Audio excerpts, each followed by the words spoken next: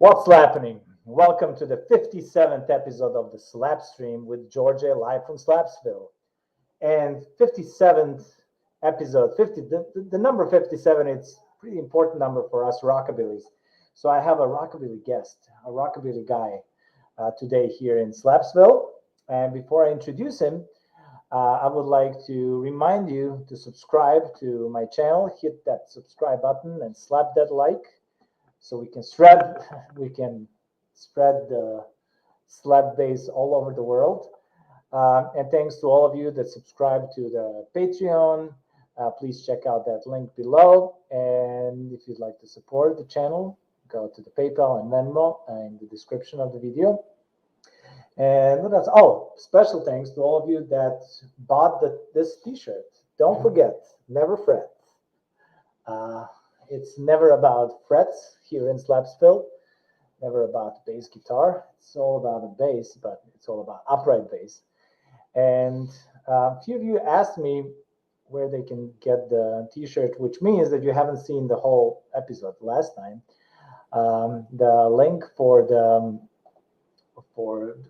the t-shirt where you can get the t-shirt is in the description of the video. So go under and get this cool, don't forget, never fret t-shirt. Without further ado, I would like to introduce my today's guest. It's a rockabilly guy. It's PHIL POLECAT. What's happening? Hey Djordje, how you doing? I'm doing excellent. How are you doing? I'm pretty good. Surviving. Yeah, thanks a lot for joining us here in Slapsville during these crazy, challenging times. Yeah, nobody ever seen anything like this before, right? This never happened during our lifetime. It's pretty crazy, isn't it? But I don't know. I mean, I think the thing is with musicians, in a way, I mean, obviously none of us have had any work for a year and a half. But then again, yeah, how often do we work more than three times a week anyway? So we probably lost less work than people who've got real jobs. That's the way I look at it. well, I guess so. You're right. That's looking on the bright side, of course. Yeah, it's just too crazy. I mean, I'm glad I created the Slapstream. You know, it keeps me sane. And, yeah. What have you been doing since this whole thing started? Well, I've tried to keep busy. The first thing I did was I updated my studio, so because I knew I wouldn't be doing any live stuff, so I bought a new SSD, a load of new memory for my computer, and started work on. We've been trying to do a POLECATS album for a while now. Okay. So what I've been trying to do is like put together sort of stems, do arrangements. I've been doing some writing with Tim, putting stuff together, and just basically just putting structure and stuff together. So we're now in a situation where we can actually probably all record our parts separately. We did some stuff at Boz's studio last year, but we didn't get a chance to finish it. Yeah, you know how long it takes us to do new albums? 30 or 40 absolutely. years. I mean, especially since you don't live in the same continent. Well, exactly. Well, I'm excited to hear more about that record. And cheers. Before that, I would like to start with the beginnings. I would like to hear, how did you start being interested in music? How did you decide to be a musician? How did you pick upright bass? Was upright bass your first instrument and all of that? Okay, so basically, when I was at school, my dad was a violinist. He was really good. Actually, he went to music school, but then sort of gave it up so he could earn money. And he loved sort of music and he loved engineering. So he basically encouraged me to have music lessons. So I started playing the cello when I was a kid. Got to probably about, I don't know, I think grade 6.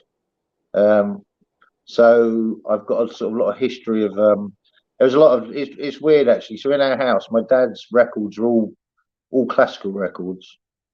My mum's records were sort of pop, of the sort of 60s pop and jazz. She loved Fats Waller. So that's the sort of music I heard in my house until I started listening to, obviously, still I started listening to sort of radio, which is early 70s. But yeah, I've always loved music. I did recorder lessons. I did cello at school and had a few other lessons. And then basically got a bit bored with playing the cello. I was sang in a choir as well. So I was always like really into classical stuff and sort of, structure of music. Well, I didn't do a lot of theory.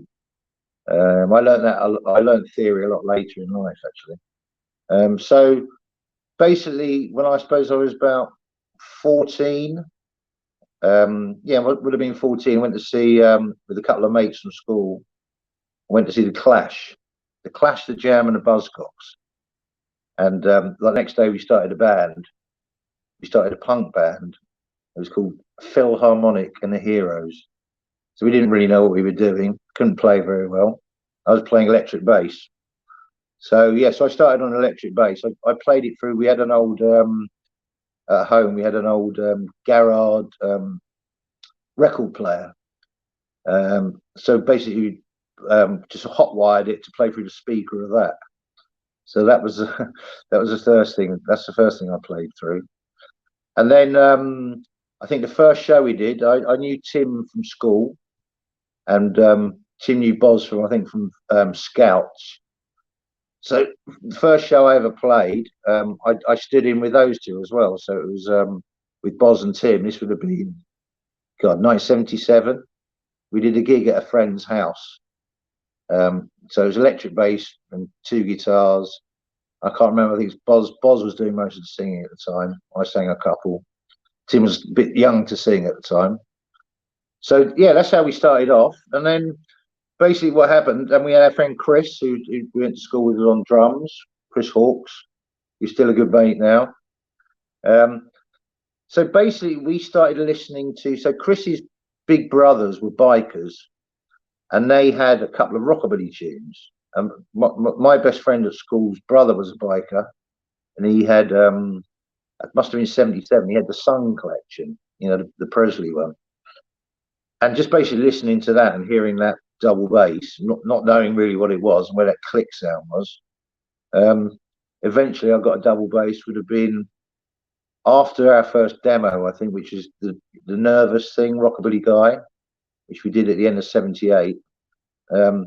I saved up my paper round money, borrowed 15 quid off my dad, and bought my first double bass. And that would have been probably end of 78, beginning of 79. And then we just really practiced and just sort of got on with it. And Boz was already a good musician. He was a good sax player. I played clarinet as well. Obviously, I could play cello a bit. So double bass and cello's not massively different. I mean, apart from it goes up in fourths instead of fifths. So that was a bit of a struggle. But obviously that's the same as electric bass. So yeah, I worked it out eventually. We sort of went from there. Do you still play cello? I don't actually. I don't. Only because I can't. I did have a cello and I can't find it. I do play around with other people sometimes, and what I learned. One of the best things about learning the cello is you learn that vibrato technique in the left hand. So I when I'm playing sort of slower stuff, that's sort of quite natural to me. It's just like it's very handy actually. So that was a good thing to learn. So you never had formal education on actually bass or upright bass? No, none whatsoever. I had probably a year and a half's worth of lessons cello, maybe 2 years when I was a lot younger. But that's it. That's the only music education I had. Obviously, in our state school system, I mean, it was a lot better then, but it was still crap then. I mean, there was music. I mean, I didn't even take music at school, to be honest, because it wasn't really worth taking because the program wasn't good at all. There was no formal lessons. Well, they did rope us in to play, me and another cellist. They roped us in to play the school productions, unpaid. So no formal education. So how did you learn how to play upright bass? How was it? Well, I just worked it out really. So I mean, the first, you know, I didn't at that time didn't really listen. I had jazz tunes, but I didn't really sort of equate double bass with jazz or anything like that. I mean, the stuff I heard first was, you know, what I call a sort of 70s, 50s rockabilly. So that's basically what they were, the tunes they were playing in the 70s in the clubs. But it That was we used to go. all bass guitar pretty much, right, back then? Yeah, I suppose with pop, yeah, with all pop, there was no double bass at all, and double bass was really, I'd say, in the 70s was only played by, you know, just by obviously classical, but mostly jazz. And you know, you didn't really hear jazz on the radio as a sort of teenager in the 70s. Well, you still don't unless you look at, if you looking out for it, you can find it, but certainly wasn't any jazz stations. So really, the first double bass I heard would have been Bill Black, and then, you know, so basically I studied. Yeah, that was a record I had access to because my friend who was a soul boy, he had it was his brother's, so I'd go around there and listen to it. But when we started hearing other rockabilly, it was in the clubs. There was a couple of DJs.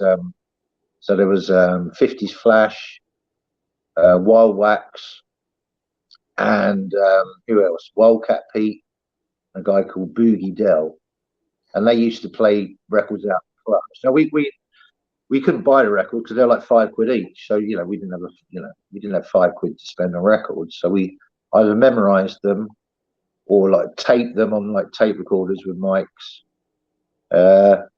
But there was no access, so it's really hard to learn stuff. And obviously not like now. You can find anything now, can't you? You can find tabs for anything now, but you couldn't actually, you know, you couldn't find anything then. And then there was a program that probably started 78, 79 called Radio. I think it was Radio City. I might be wrong, but they started playing rockabilly on radio, just like a little. I think it was a pirate station. But then once on the radio, you could tape it. And that was mostly Teddy Boy scene back then, right? Yeah. So when we started, it was the Teddy Boy scene was going. I don't know. I suppose, you know. I mean, it's probably been going all the way through. But when we started going to clubs, there was a sort of rockabilly scene that had just started, and there was a club called I'm trying to remember what it was called in Willesden, Bobby Socks. So we used to get this place Bobby Socks, and that was the DJ played sort of half R&B and then half rockabilly. So basically, yeah, he's playing R&B, which all the sort of older sort of kids used to jive to in the tents, and then they play rockabilly tunes, which we'd also jump up and down to. And that would have been, I think that was probably going from sort of 75, 76, but we started going probably 78. Another big thing. The Polecat started in 78? 77, I think we started, right at the end of 77. Oh, wow. Yeah. We were called the Cult Heroes to start with. Oh, okay. Yeah, I know that. Yeah. So, but in the Cult Heroes, you were still playing bass guitar, or you bass guitar, yeah. Okay. Yeah. And I remember you said you switched to upright bass in 78? I think it was, yeah, it would have been the end of 78. I mean, I couldn't afford one before then. I mean, I think I paid 35 quid, which is, you know, was a lot. It was a lot then, and a lot for someone, you know, at school. Oh yeah, absolutely. So Yeah. How old were you back then? How old were you when you started upright bass? If it was 78, I would have been 15, I suppose. Oh, okay. Maybe 14. I think 15. Yeah. That's My cool. memory's a bit hazy. Around that age, I think I was 13 or something. Yeah. And that's and nobody else played upright bass around. Well, there was a couple at that time, right? There was a couple of people who did. So there was who already going was Levi and the Rockats with and Smutty played the bass, but he's more of a picker, not really a slapper. There was a band called the Rhythm Cats, who basically our first drummer or second drummer Neil came from, and they had a really good bass player called Anders, and he played slap, but what he did, he had this Tim reminded me of this, he had this he wore this glove, and inside the glove he had like this little wooden block. So he'd sort of tap it to get the click sound. I think they had a mic up near the top of his hand, so to try and get that sound. And there was other people who played a bit. I think the Jets were already going, and they Bob certainly played a bit of slap. He's a very good player, I think, always has been. But no one was really doing a sort of entirely sort of rockabilly thing. I think of that EDM with the sort of slap bass. I mean, but we were certainly influenced by these bands, and obviously we loved the sort of older bands and tags like Crazy Cavern. I still love Crazy Cavern. Flying Saucers. Pete Pritchard was a really good double bass player, but a lot of these played sort of electric, or they played electric and double bass in some of them. Because you have to remember, it was in the 70s. It was really difficult to amplify a double bass, and no one really knew how to do it. I definitely want to ask you about it. But as far as bands go, like if you remember, so Flying Saucers, they always had an upright bass, but were they slapping? I think Pete was picking a lot, but I can't. You know what? I can't remember. I haven't seen him since 1980, so it's all a bit of a haze. I've seen him a lot recently. He's very, he's a great bass player, Pete Pritchard. I think he played with Scotty Moore, didn't he? Various other people, which is not a bad one to have in your locker. Yeah. And how about Matchbox and they had an upright bass, right? Yeah, but they played upright, and they played. I think he played electric as well. Mm-hmm. It is all a bit hazy. It's a little bit blurry for me because I'm not blurry. I mean, I'm trying to understand how upright bass is so essential instrument for rockabilly, and it seems that in 60s and 70s kind of almost disappeared completely until the neo-rockabilly movement kind of started. Well, it did. I think what happened is, generally it disappeared because really the beginning of the 60s when they came out with those original precisions, which probably ended the 50s, wasn't it? Because they were like 100 times louder than a double bass, and you had to compete with at that time when people started having guitars with like Vox AC30s and stuff. You couldn't hear it unless you knew how to. And who knew how to mic up? No one had ever had to really mic up a double bass before that, or amplify it, and really no one really knew how to do it, and it was just seen as sort of an old-fashioned thing. Really, it's like, I suppose it's like using dial-up instead of internet, isn't it? Why would anyone have carried on doing it? The Jazzers obviously did it, but that's inherently a lot quieter live than rock music or pop music or rock and roll. So I think that's the main reason. Is that it just sort of fell out of favor because the electric bass was probably certainly easy to carry around. Oh yeah, absolutely. It's still a pain to carry upright bass, and but still, I'm thinking like upright bass is so essential for rockabilly, and then all the Teds were so impressed with 50s rockabilly sound, and I'm thinking like I'm surprised that not more people actually played upright bass. Did the guy that played with Shakin' Stevens and the Sunset, did he play upright bass? No, I think he played electric. And also the other band that we loved that used an electric bass but really got a great rockabilly sound was Whirlwind. Oh, okay. Who were like an amazing band. We love them. But yeah, there's I think there's some rockabilly in the 60s with electric bass. It's just that we don't. I suppose a lot of it's in the terminology. It's as soon as you use electric bass, then it's like nobody thinks of it as rockabilly because they see that as a sort of integral part of it. Mm-hmm. But I think once the 80s started, it was all about the double bass, wasn't it? Because it was basically a sort of revival or a new thing. Well, I'm so glad that happened, and I'll ask you a lot about it. But before that, I would like to hear you play. Do you have your bass somewhere close by? I've just got this new bass from Smutty. Okay, thank you, Smutty. Yeah, cheers, Smutty. Right, let me try and set this up. Let's make that happen.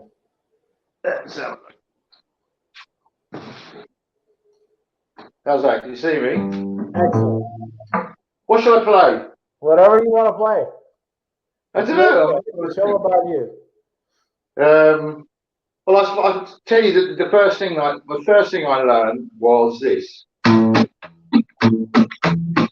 took me like about a year to do. I'm sure you had the same thing, fingers falling off, blood everywhere. I used to use masking tape. Then American football tape was always good.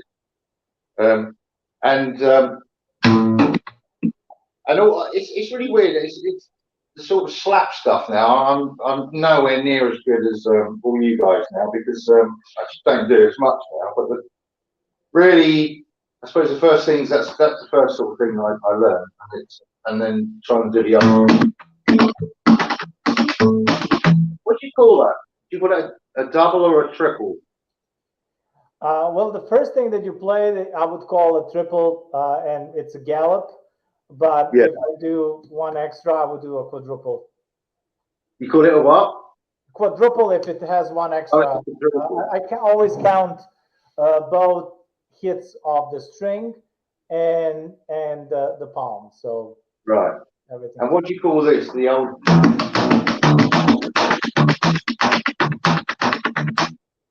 I mean, for me, that's a rumba pattern, and it's 2 triple slaps and 1 double slap. Okay, yeah, because it's really weird. I'll tell you, because all I did for like a year or 2 years. I'll tell you who taught me this. It's a great story.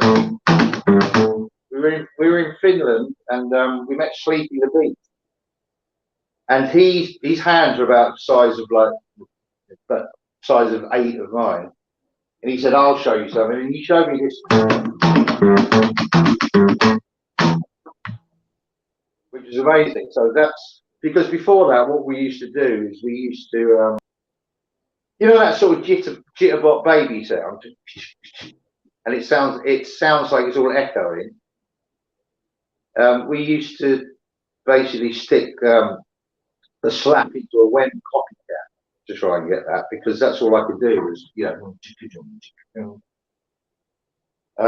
I don't slap. I heard from a couple of people that Sleepy taught them how to play upright bass. Yeah, really. Who else? It's fun. It's great. Yeah. I mean, it's such a cool sound. Every time I hear it, even now, even simple stuff, I'm like, yeah, this is it. I know, it's so good, isn't it? Oh, it's weird because it's I mean, I play obviously the Polecats I haven't played for a while, and so we got shows coming up in September. Obviously it's sort of all sort of predicate on Tim being allowed to travel. But so yeah, I mean, I don't play a lot of slap as much as I do. I do obviously when I'm playing with the Polecats, but the lines have changed. I'm much more of a sort of putting notes and sort of different sort of patterns in. So like, I don't know, something like trying to think of some Hip It Baby. I used to play like.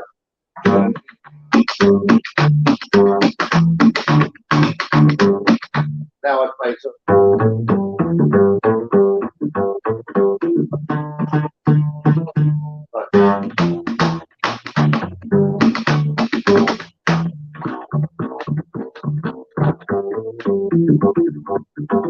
So you see what I mean? There's a lot more picking and then slapping in the choruses, just more dynamic, really. Oh, so that's how you played? That's how you recorded that song? No, originally I just slapped it. This is because we recorded it in probably that one would have been 1980 or beginning of 1981, I should imagine, which is where most of our recording. We didn't do a lot of recording after that, to be honest, because we got dropped in. I think it was 80. Was it 82 or 83? So we didn't do a lot of recording, but I think what happens when you play live, you play those tunes so long, you just basically change the lines as you go along, because want to do something a bit different, you know. Oh yeah, absolutely. And so I have like lots of questions. So if you want to sit down or like you want to hold the bass, we'll come back to that later. It plays well, this bass. It'll be even better in the right hands. I'm not sure what the strings are on that one, but they feel like there's some metal. That's what you said? Sorry? It's Smutty's bass? Yeah, it's Smutty's bass, yeah. Okay. Oh, why? Well, it was his bass, I just got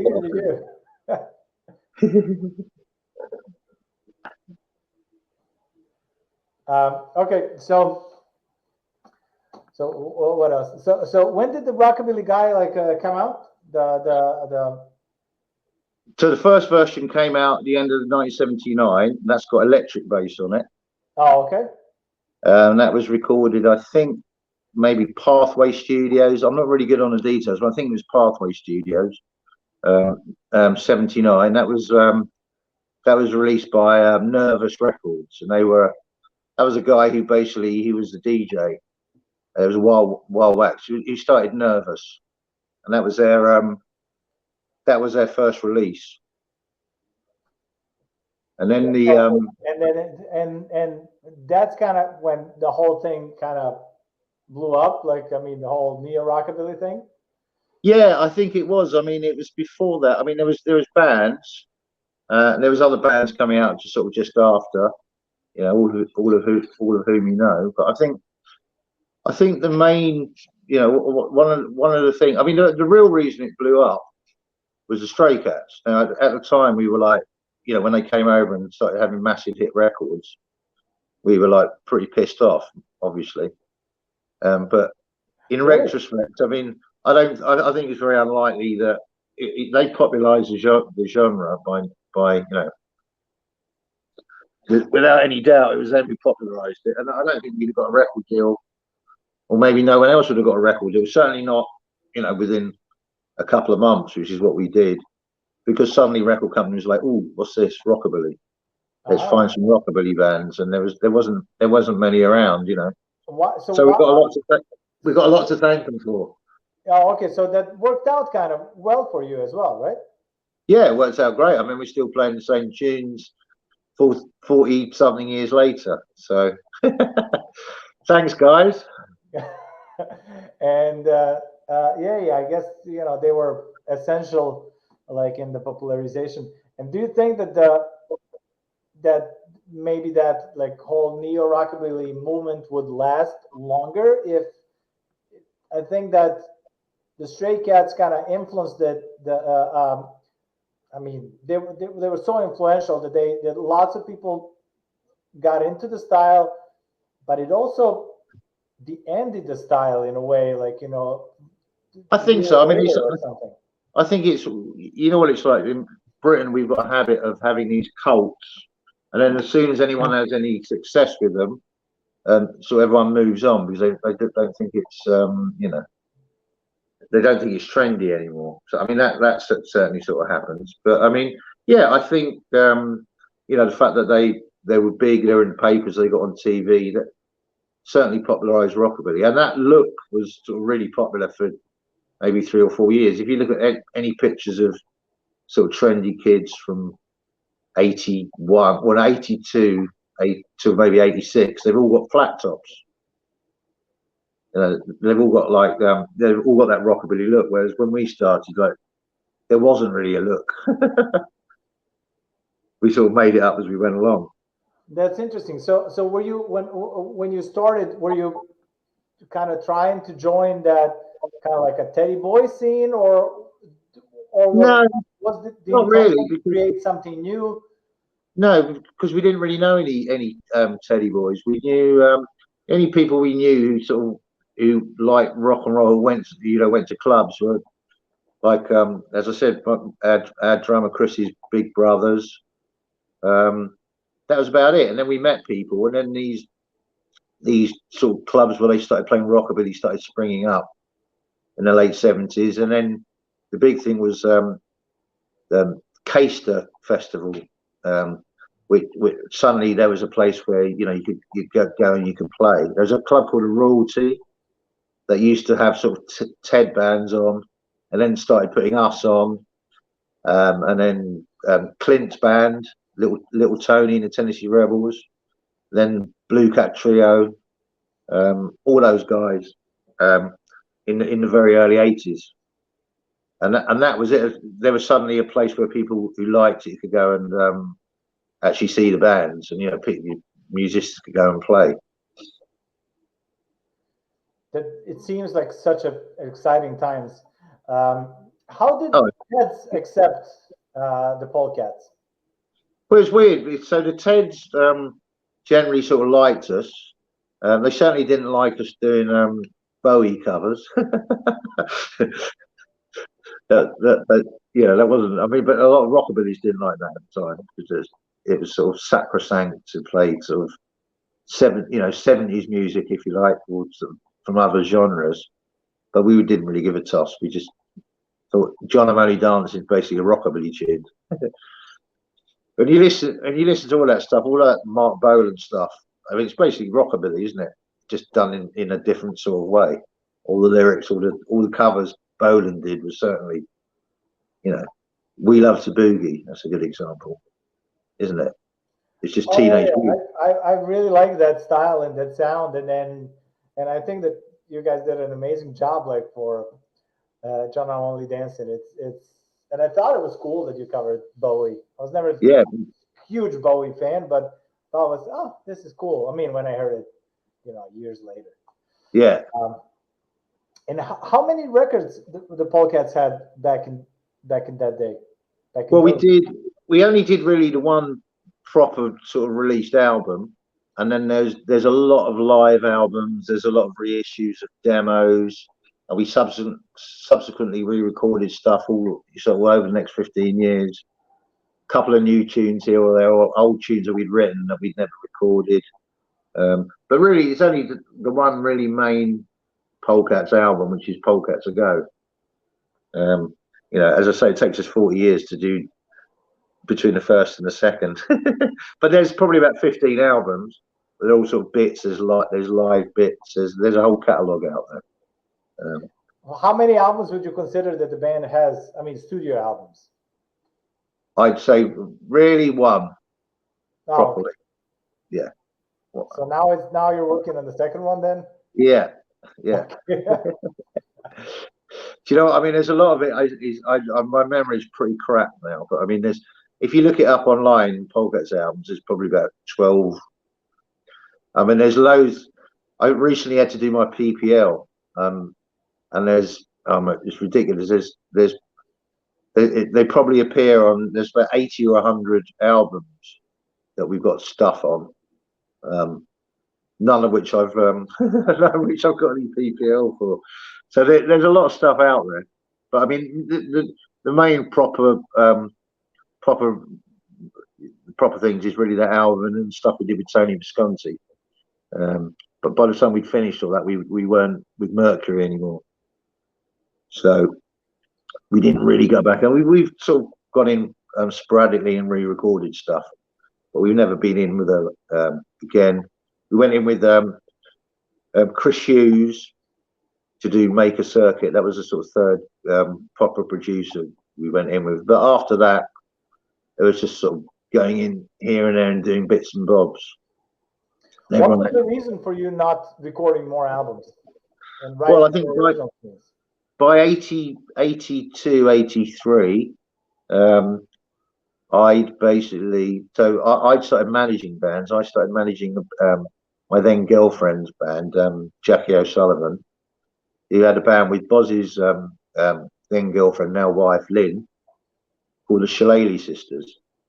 And I went off and I was managing them, got them a record deal with CBS, and I then started managing Clint and the Edwards brothers, Beltane Fire, and we got them an enormous record deal with again with CBS, who are now Sony. So basically, I got into doing that, and obviously we got dropped. I think 83, which is with a weird time to drop us because we just got Make a Circuit was getting sort of 6-7 plays a day on MTV, sort of blowing up. but for some reason they didn't. I think at the time, I think they were between American Deals, the parent record company over here, which is Phonogram, and they didn't have they basically didn't get it together to release it properly. It was just selling loads on import. So really, by the time, you know, we're not having a record deal, we were just doing other stuff to make money, really. And my thing I got into was like managing bands and signing, you know, getting deals for them, which I did for maybe 2 or 3 years. So we just, you know, we just stopped playing so much. I mean, we got shows. We weren't actively looking for another deal or actively looking for other shows. So, and then Tim went to America, probably mid-80s, maybe mid to late 80s. And then obviously Boz been working with Morrissey for, God, since, I don't know how long, well over 30 years, I should imagine. So we basically, we never went back in and said, oh, come, let's do another album, try and get another deal. Because we were doing other stuff, really. So you had to wait for the pandemic to start working on the second album, huh? Well, no, we've been sort of on and off. As I said, before the pandemic, we went to Portugal and did some tracks in Boz's studio, which sounded great, but it's just, you know, we hadn't really arranged the tunes and some stuff wasn't really finished. And then we just basically, you know, we just haven't got, you know, we all do other stuff. So it's not something that, you know, if there's not a pandemic, it's not like you sit down and go, we really need to do this, because, you know, you have to work and make money. So it's a luxury. Having a lockdown's a luxury. Oh, yeah. It's definitely a luxury, but it's something that, you know, you have to do. It's like, yeah, you know, like it's part of me. I would be curious to hear, how was it working with Tony Visconti that you mentioned and Dave Edmunds? Right. Okay. So with Dave Edmunds, who we recorded with first. Now you asked if it was he used similar techniques as the Stray Cats. I'm not sure, but I'm positive he did. And to be honest, all the setup was done. He had a really good engineer called Aldo Bocca. He went on to do a load of great stuff. I can't remember what now, offhand. But he was the engineer, and he basically set everything up. So I'm pretty sure if he engineered the Stray Cats, it would have been very similar. Now, my recollection of it is he used just a condenser mic pointed towards the bridge. And I remember, because I used to have to keep not move the bass around too much when I was doing it, otherwise you get sort of dips in volume.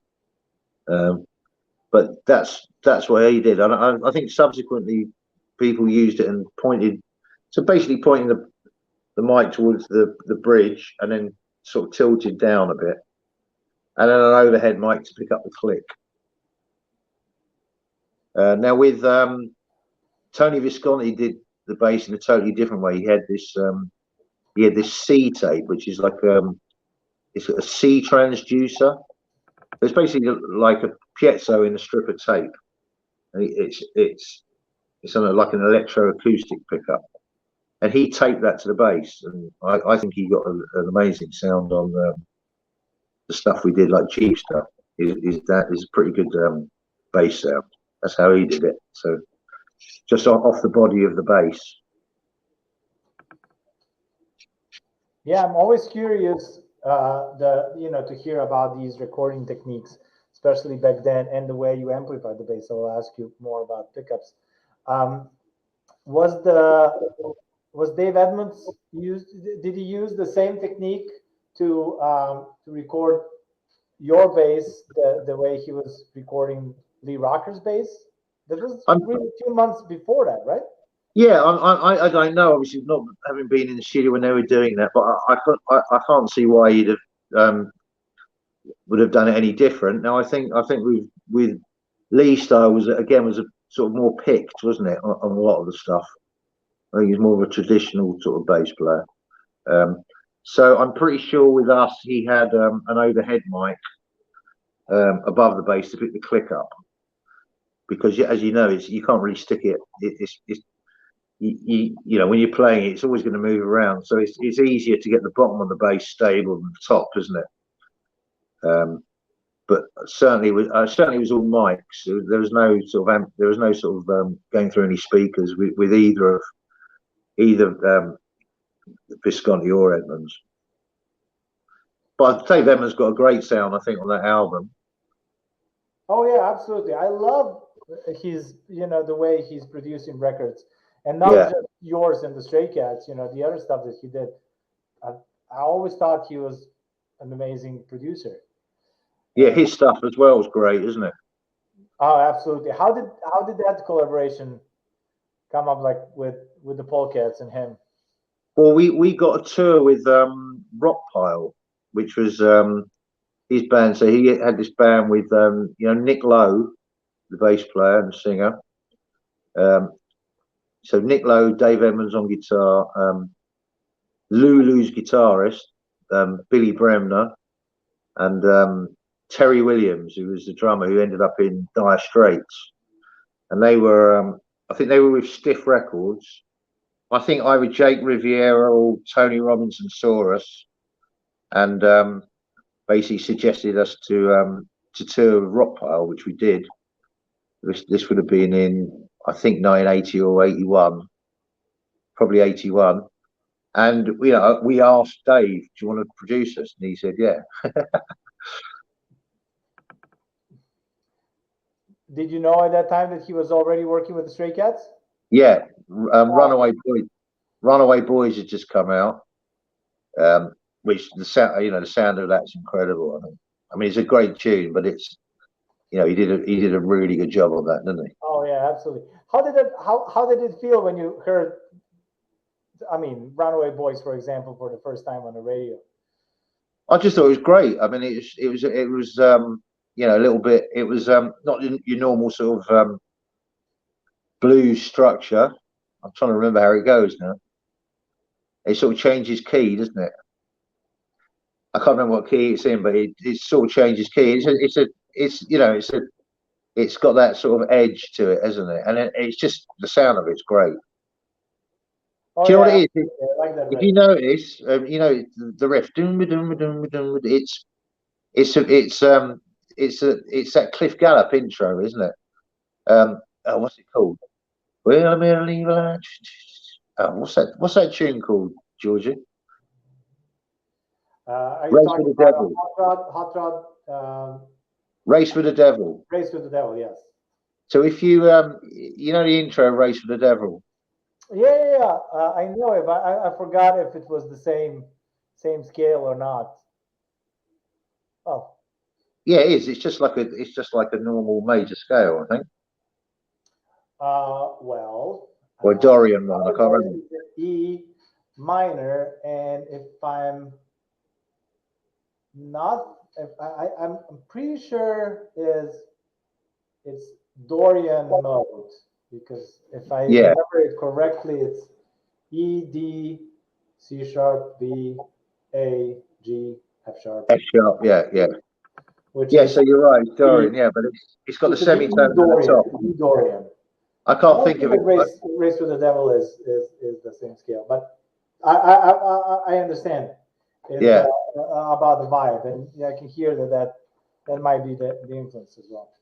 Yeah, but we were certainly impressed with the the sound of that tune, especially. And it sort of kicked off popularity of rockabilly. Obviously, at the time we were like, who are these people coming over? Like, we've been doing this for like 3 years, and they got the record deal and the hit. Oh, so that's why you were pissed, huh? Well, of course we were. We were 17 at the time. We were like, hang on, these guys have only just started. They're like in a rock band last year. Of course we were, but we were kids. But Were you friends with them? Did you know them before the? Yeah, we sort of saw them out and about a bit. Yeah, they're lovely guys. I mean, I've done subsequently. I've done a couple of tours with Jim. I don't think I've ever met Lee, but I met Brian. He was, nice, friendly. I mean, were you friends with them like back in those days, back in No, the late because 70s, early 80s? no, because they sort of arrived. They weren't really on. You know, they weren't sort of scenesters. They weren't sort of going to clubs and stuff. They just arrived and started playing. So no, we didn't really know them, but we met them a couple of times at the time. Okay. Yeah, I always thought like, yeah, what was it back then? So which one? I mean, which bands were you hanging out back then? In the early 80s, I'm trying to think who we were hanging out. Well, there wasn't really any bands. Well, we were hanging out with Carlo, Steph, and Clint, the Blue Cats. They were out and about all the time. I'm trying to think who else. I mean, all the other, most of these other bands, didn't start for a little while. Well, they started sort of early 80s. So the sort of bands I knew were sort of bands that I knew from nightclubs, and they weren't rockabilly bands. They were like Spandau Ballet and people like that were pals, and who were sort of starting off at the same time.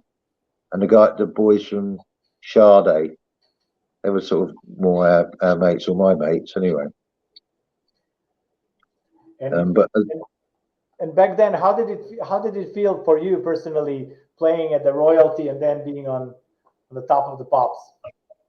well, it was all a bit surreal, Top of the Pops, because it's like when certainly in my era, when you were a kid, it's like the two dreams are to go and play for your favourite football team, or make a record and get on Top of the Pops. So yeah, it was mind blowing.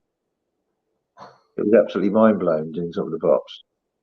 But I mean, to be honest, just it was mind blowing playing a Royalty, because we were playing sort of youth clubs 1 minute, and then next minute the Royalty was like a big thing. I mean, there was plenty of people there. It was like, I don't know what the capacity was. It must have been sort of over 500 people in there when we were playing. And playing live was always more exciting than anything. And because we were lucky and we got a deal and got some minor hits. We were able to play sort of a lot of different places and always have people there. So I think it's always more exciting playing live, and it's still exciting playing live. Oh, for me, definitely. That especially, during these days, it's kind of extra hard, like not being able to play live. But hopefully, it's going to change soon. I have a couple big shows scheduled, but I mean, more than a couple. But I'm excited to go back on stage for sure. Yeah. Was it hard to get clothes? You guys always had like the coolest clothes on the scene. It wasn't. So basically, when the sort of rockabilly thing started, there was this. What did people wear? So we just sort of wore sort of normal straight jeans, if you like, and then everyone wore these, chucker shoes or chucker boots. They were big. Hawaiian shirts were massive. But you could find them. There was this place called Flip that opened late 70s. It was like a warehouse in Shoreditch. And basically, it was just like a vintage store, but there was like bales and bales of clothes. And finding clothes from the late 50s and early 60s, it's like going into a vintage shop now and finding clothes from 2001 to 2004. I mean, there's loads around. So it was really easy to buy that stuff. And it was, it cost nothing as well. So you could get like a box jacket, original 50s box jacket for like sort of £3 or £4. It was quite mad. So what if you knew where to look, you could get them. And then there was a couple of shops in the King's Road. There was a shoe shop called Robot, which did sort of 50s-ish shoes. There was a really good place called Johnson's that we used to buy our sort of pink, red, and blue pegs from. So we used to go there. They were obviously quite more expensive but they used to do us a deal because we used to wear them all the time. But there were places. But before that, it was sort of do-it-yourself stuff. There was like a big sort of 1981. There was a big. Everyone sort of started wearing sort of Austrian ski jumpers. And then pink pegs was a big thing. I mean, it just sort of changed every couple of months, really.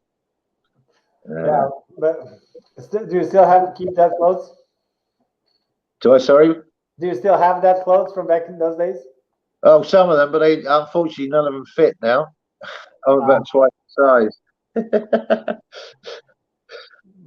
Tim's kept absolutely everything, all his old stuff. He's still got. I've still got some shoes from back then. The feet haven't grown, so that's good. When I look at those photos of the Polecats back in those days, you always had like really cool clothes. I loved it, and it was different than the kind of like the rest of the. I mean, especially from the Teddy Boy scene. Oh, it was. I think it was totally different. It went into two branches. So especially early '80s, late '70s Britain. It was very cultish. So so it's not like nowadays where you can go to a show and there'll be sort of rockabillys, skinheads, mods, like goths. In those days, it's like those people didn't really mix. You know what Brits are like. If there was another cult, there'd probably be a fight. So it was a bit different then. Were you getting into any fights back then, like with? No, not really. I mean, occasionally you couldn't avoid it if you were coming back on a. There was this club called Bobby Socks, and up the road there was a pub called a Spotted Dog, which was like a skinhead club, and everyone used to get the same tube home from Neasden. So that was a bit hairy sometimes. Of course, none of us drove until, I didn't pass. I passed my test when I was 17, but that wasn't until like 1980. So once you had a car, you were right. You could get home without without being in the scene from the Warriors, which that's what it was like. Can't even imagine. I mean, when I hear stories from that time period, I love hearing stories from that time period, but it's so different than everything else that I'm familiar with. Well, thanks a lot for sharing. One thing that I wanted to ask you is about that I heard that when you were working with Tony Visconti, that he put some kind of metal sheeting around the base or something. Now, my recollection of that, and I asked Tim about this, is that he used it around the drums. He used it around the drums to isolate the drums, but so that we could still hear. But I think it was something. I'm not sure. I think it was something to do with he didn't want like bass drum leaking into all the other mics, and so rather than have those big cages, he had this sort of metal thing around the drums so that it wouldn't you wouldn't get too much spillage. That's my memory of it. So okay. I don't think it was around the bass. As I say, we've Visconti used this basically taped transducer called it's called C tape, and it's just basically like a piezo, but a whole line of them taped, and that's what he used, and that's. So how many channels did you use on bass with Tony and with Dave? Just with Tony, pretty sure it was 2. It was just the so no actual pickups from the bass, just that transducer. I'm pretty sure he would have used a directional mic as well on the fingerboard, just to get that click. I think if I remember, I can't remember, but on it was either with Tony or with Dave. I think we probably also took a signal from the pickup as well, just in case we needed them bottom end. But yeah, we didn't have much. I didn't know much about it, so they were the experts. I don't really know completely how he recorded it, but I'm sure with Dave Edmunds we used a microphone, as I said, pointed towards the bridge, but slightly pointing downwards at maybe 30 degrees. I remember that because I had to stand still to do it. And again, a microphone at the top to pick up the clip. Yeah, for the slap. So basically 2 channels with Tony and with Dave. Yeah, I'm pretty sure. Okay, so Tony was not using a microphone next to the F-hole? Or No, he just used this vibration electroacoustic thing, the C tape. Okay. And that's, I mean, yeah, I hadn't remembered that. Tim Polecat told me that because I asked him yesterday. He said, yeah, Really? Yeah, he used the C tape. And I think he's probably got the best sound. I think the double bass sound in Jeeps is pretty spot on, really. That's your favorite slap bass sound that you had so far? I think so. Yeah. I mean, I've got to say though, I like all of Dave Edmunds the way he recorded it, and Chris Hughes. I mean, I think all three of the proper producers we used managed to get good bass sounds. I mean, you know, in later life trying to do it myself, it's we know it's not the easiest thing in the world. What do you use? How do you do it? Well, I use usually I use either Neumann or Mojave microphones. Yeah. I use one next to the F hole. Yeah. On the bridge, and I use one that I point out to the fingerboard for slap.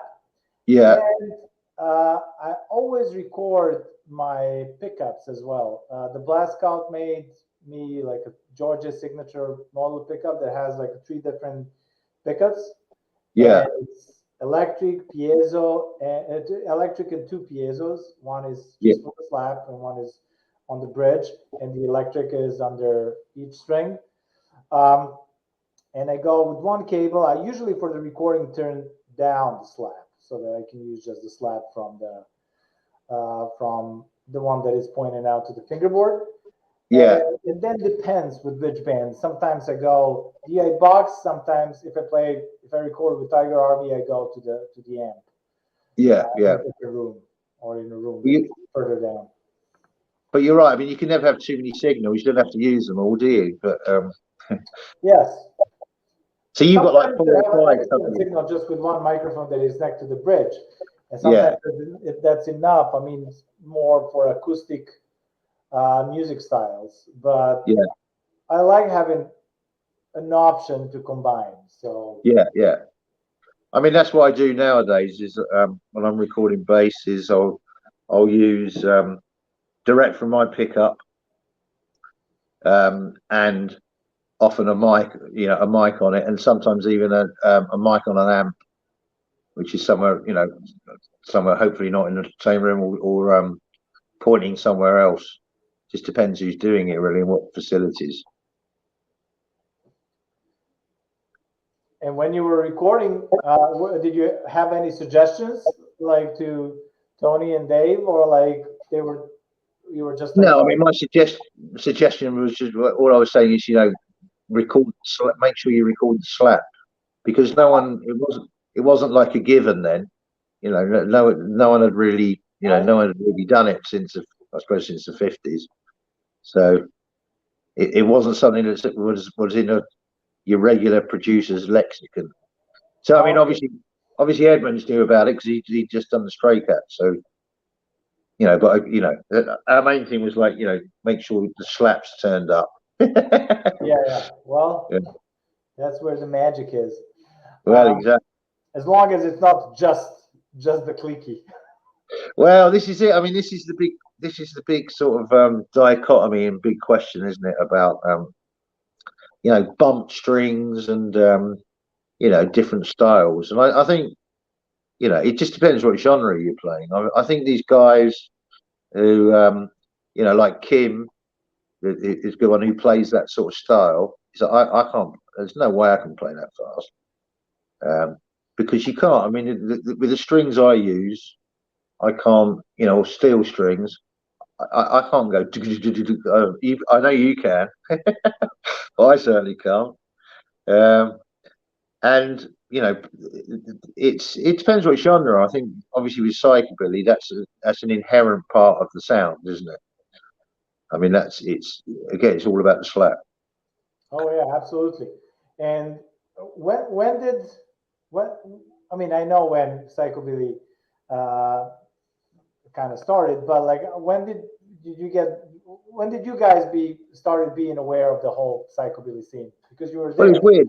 So basically, when we were rockabillys, basically everyone knew about the Johnny Cash record. Remember, One Piece at a Time, and the word psychobilly, and then the Cramps, who were one of my favourite bands. I love the Cramps. We supported the Cramps. God knows when, but that was probably late 70s at the is it the Hammersmith Odeon? I can't remember, or the Lyceum, or it might have been. I can't remember.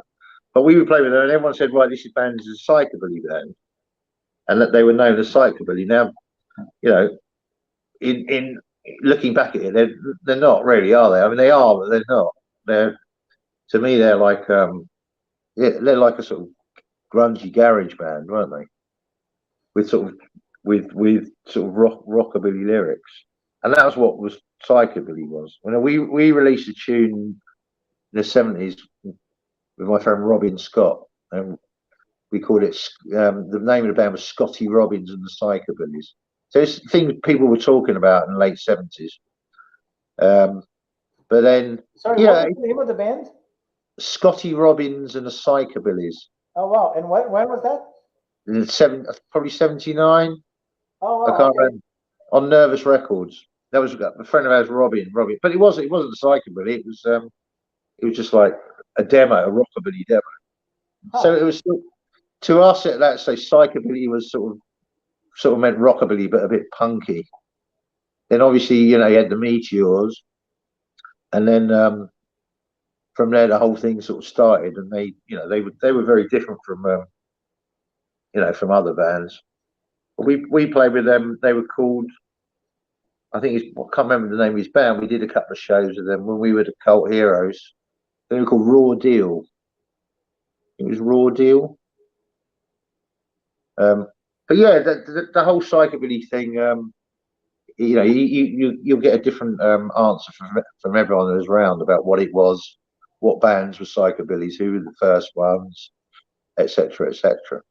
But I think the Cramps, definitely the mood of the Cramp stuff was sort of split people, like people who either liked the Cramps, who were rocking people, or they really hated them. We absolutely loved them.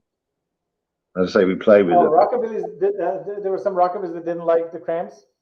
Well, there was some, I'd say most rockabillys liked them, but sort of rocking people in general, which included Teds.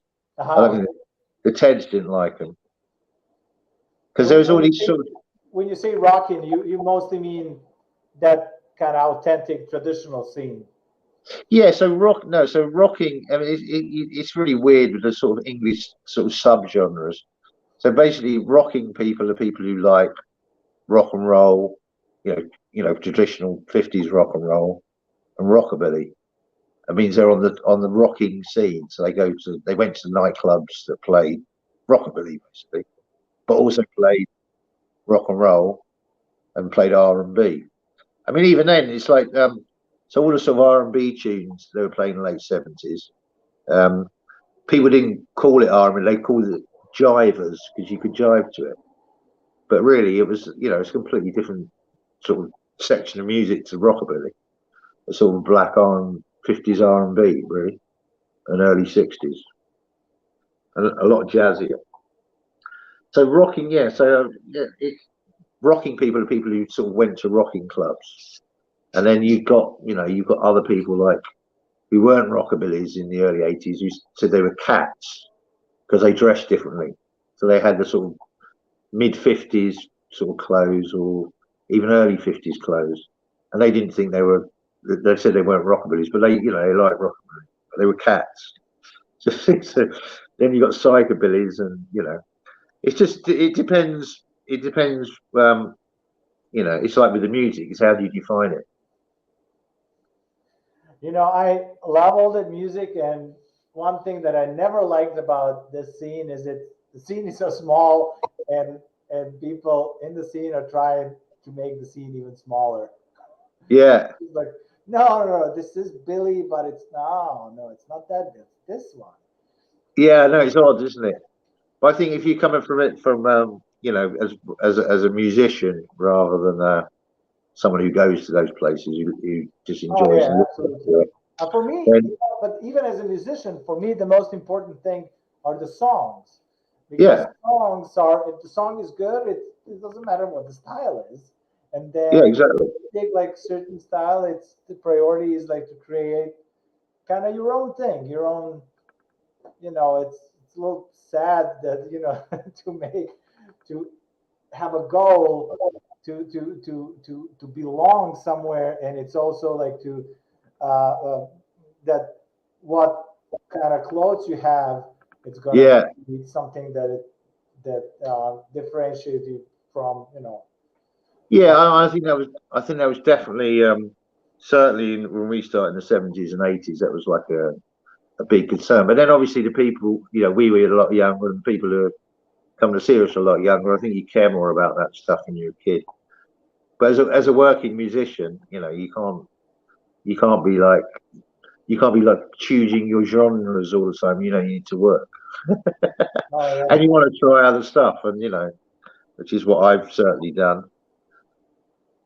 Yeah, I would like to hear about the other people that you played with besides the Polecats and all that. And but before that, do you mind playing a little bit more? Yeah, sure. Hang on a sec. All right, while Phil is getting ready, I would like to remind you about this. Don't forget, never play. If you want to get it, the link is in the description of this video. All right, let's rock.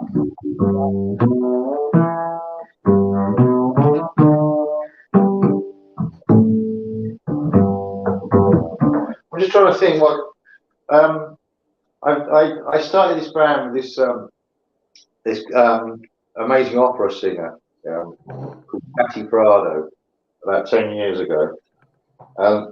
Started getting into sort of Latin, a lot of Latin stuff, Latin boogaloo, and what we tried to do is sort of incorporate the sort of rockabilly bass along with the sort of Latin music.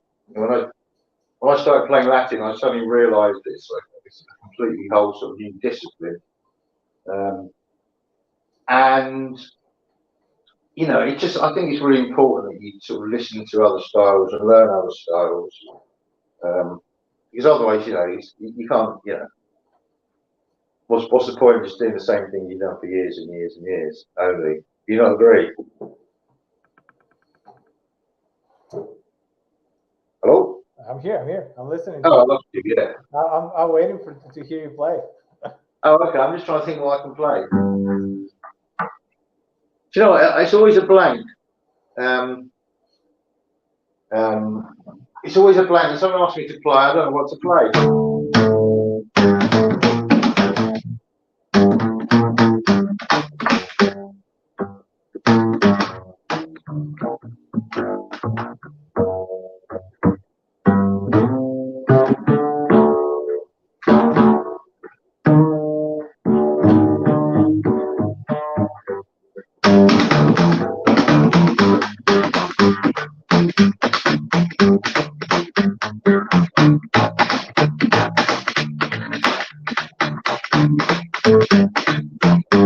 I just started a project with, do you know Andy Candle? I'm not sure. He's an amazing guitarist. He plays with, at the moment he's playing with Mad Sin. I sent you one of our tunes. Sorry, what did you say is the name of the guitar player? Yeah, Andy Candle. Okay, I'm not familiar with him. He plays, he's brilliant. You should check him out. I think I sent you a couple of tunes which we just recorded just last week. So there's a new, and it's sort of, I suppose you call it, it's sort of space age Western swing, really. It's great. I'm just trying to. If you give me a minute, I'll come back to the bass. I'll try and dig out some tunes and play along to them. Sure. We did. I know what we did. We did a version of Mission to Moscow. I'll have to try and check what key it is. So the way I play it.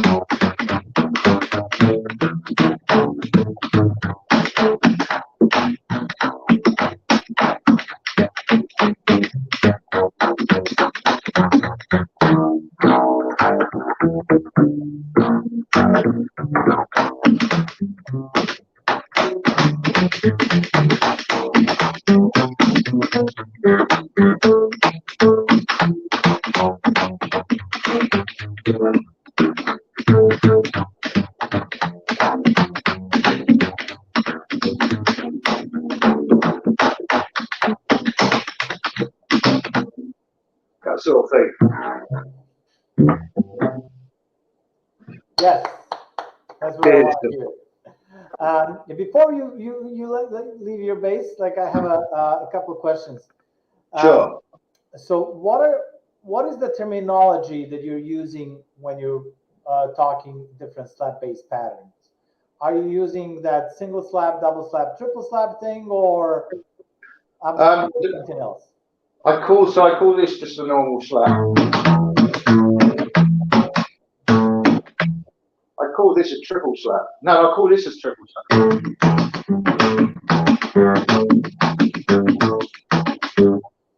And this one,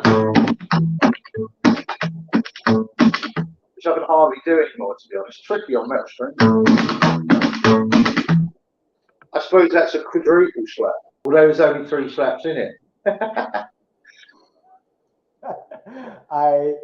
Yes, I mean the last one I called quadruple slap, and the one before Ramba. So any other? So do you call something a single slap and double slap or not? So I don't know what. I suppose a single slap is just. There's the other one we call dumming, which is sort of a half slap. I think Lynn Borer came up with the word dumming. So it's sort of, Dumming? So it's like. It's more, so it's, instead of the slap's not as prevalent.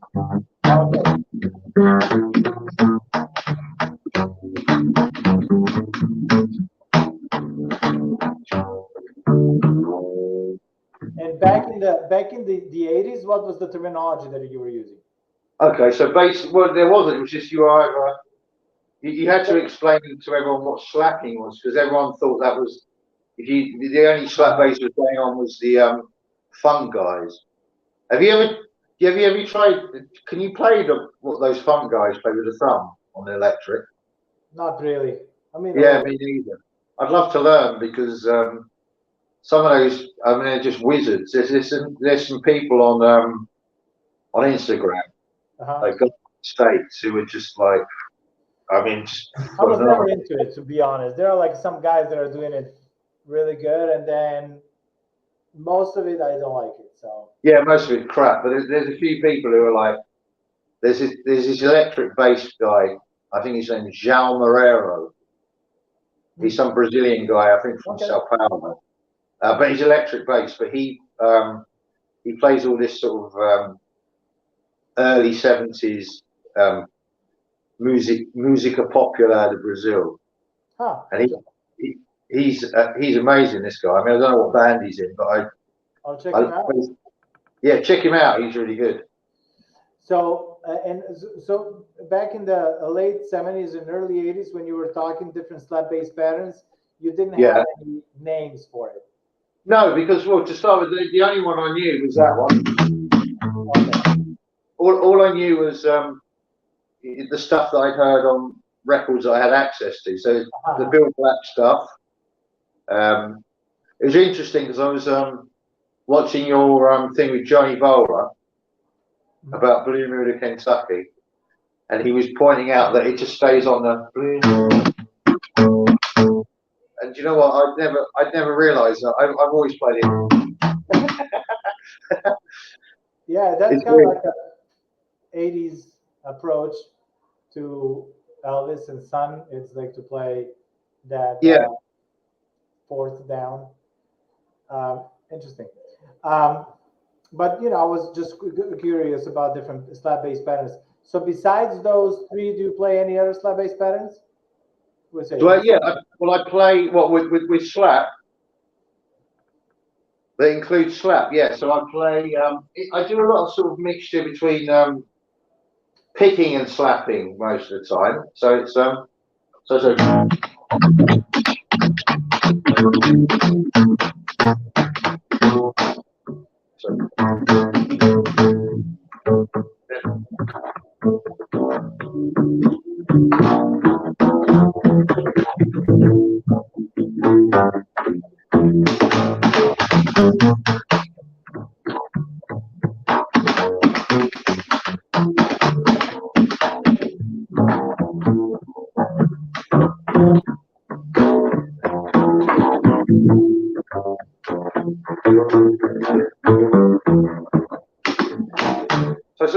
Depending, I just sort of pick it up, put it in, pull it out, really.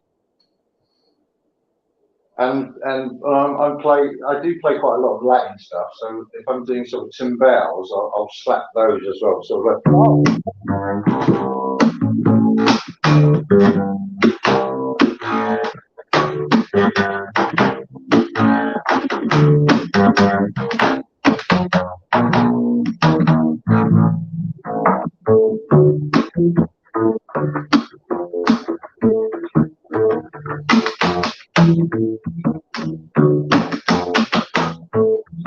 See what I mean? So it's hard to reference it because I could never think of tunes to play. But if you know what I do is I play. Hear that when you're talking tumbao and Latin stuff, yeah, I can hear that. There's Israel Cachao. Are you familiar with Cachao?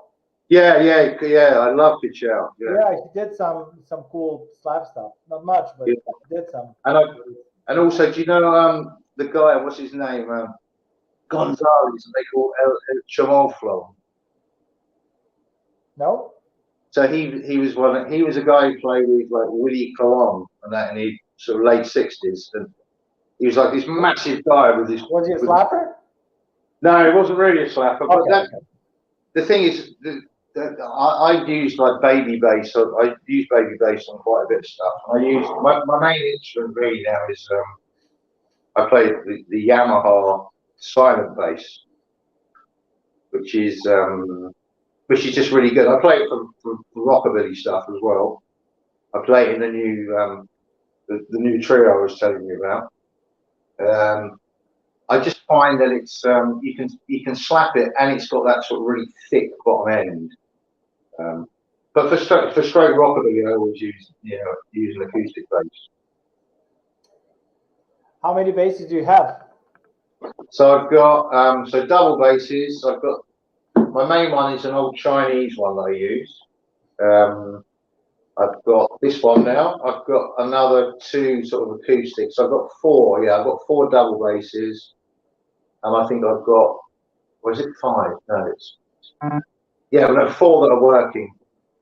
Four that are playable. I've got 1, 2, 3. Yeah, 4 electric uprights as well. Oh, really? Well, what are those? I've got the Yamaha, which is the main one I use. Okay. I've got do you know I can never remember the names. I've got this mad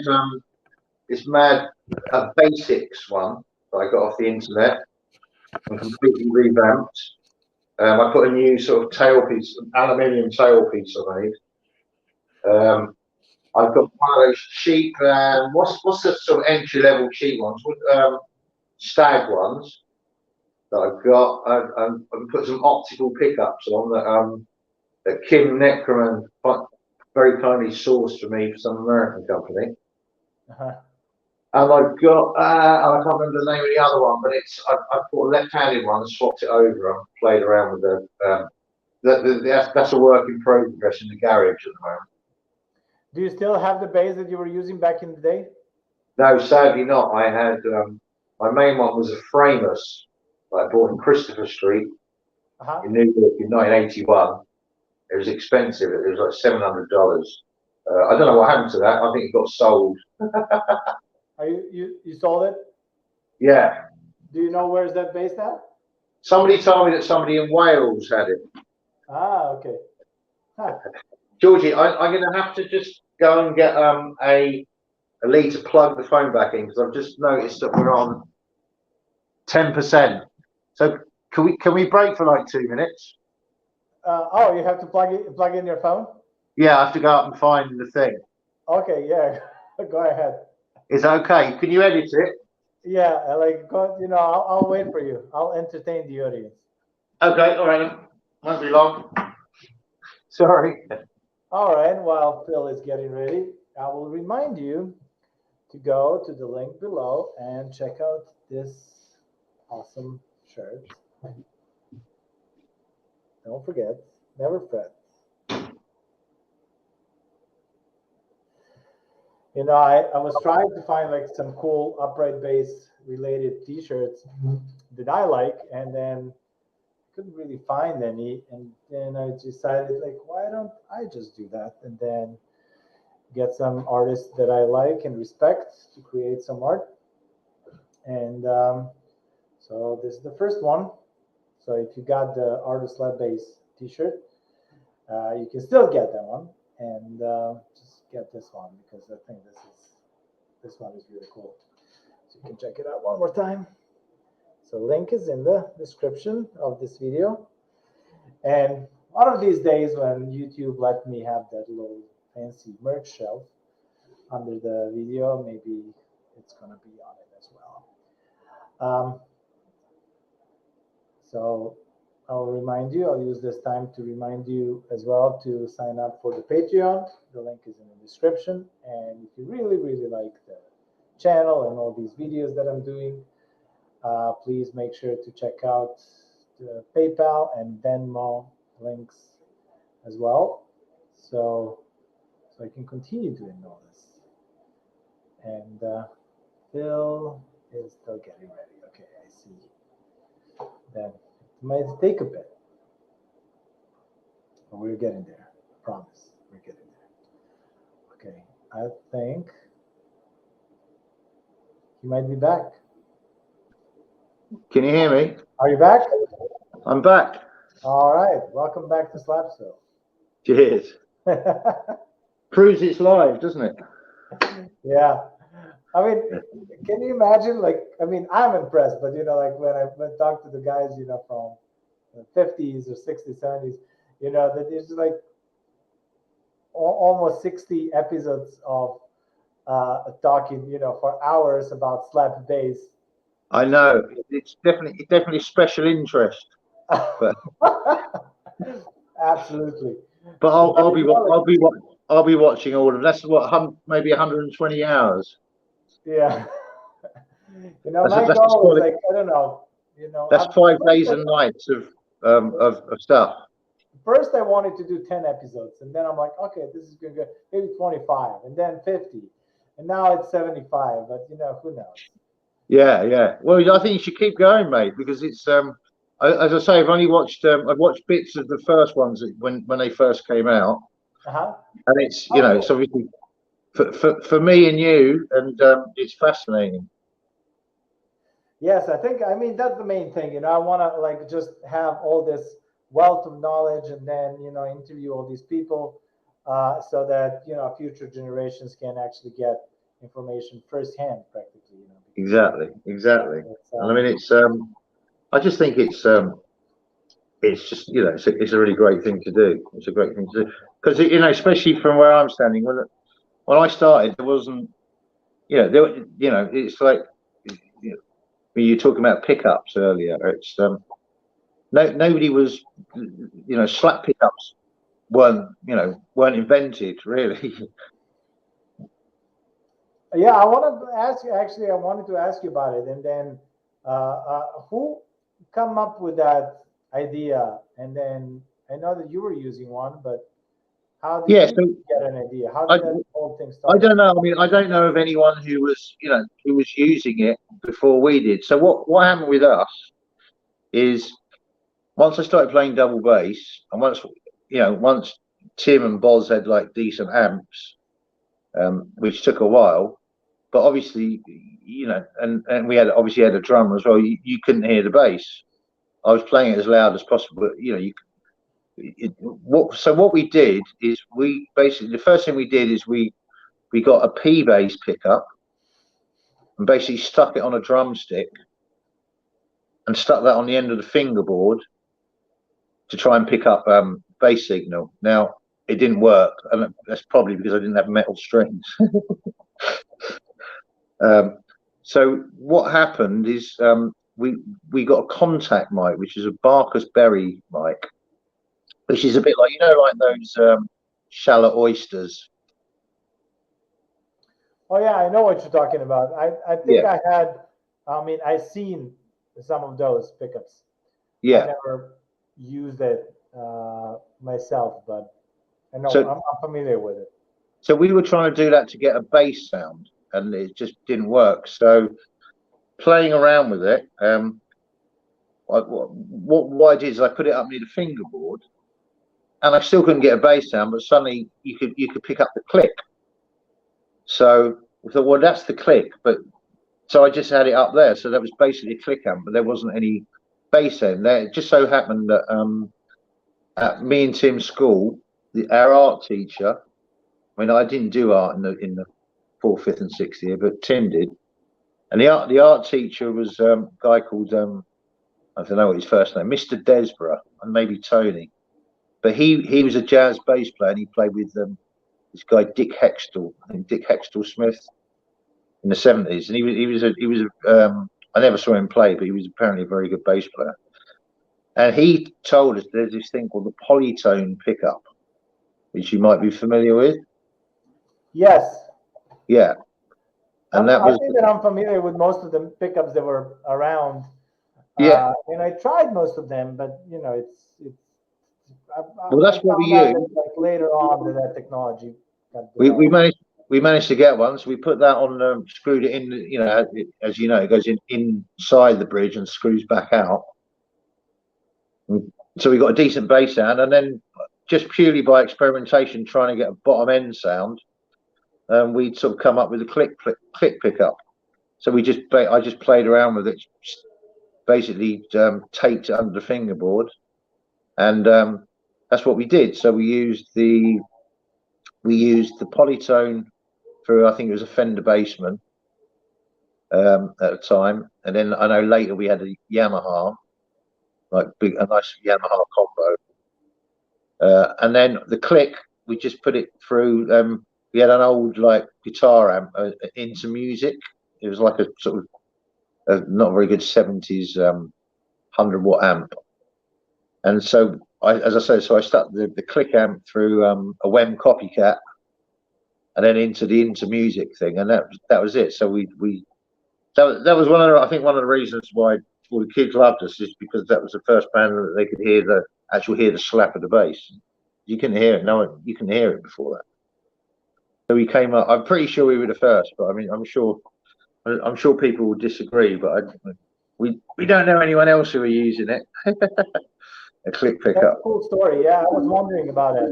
Do you still what is the setup that you're using now? Okay, so now I still use two separate things. So I use mag pickups now. So I either use